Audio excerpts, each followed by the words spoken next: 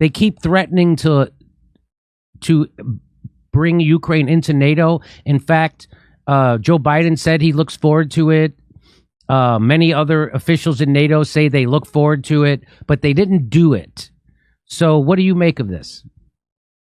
Well, this summit in Lithuania was supposed to be a victor's summit.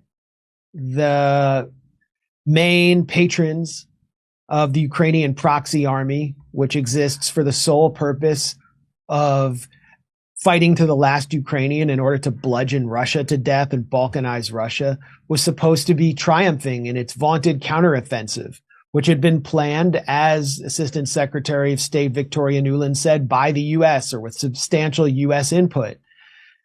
They're relying heavily on the U.S., if not entirely on the U.S., and it's failed so far. It's a complete flop. They haven't even penetrated the outer lines of Russian defenses. They're desperate for munitions. That's why U.S. is sending cluster weapons, cluster bombs. And so the summit has taken on an entirely different tone. And Zelensky is basically saying, as he shows up in his G.I. Joe outfit, that he cannot succeed and achieve victory, which is completely left undefined, without NATO being actively involved on the ground, with boots on the ground in this conflict. And that requires NATO membership. What NATO has already done through the U.S., NATO is just the U.S.'s cat's paw in Europe.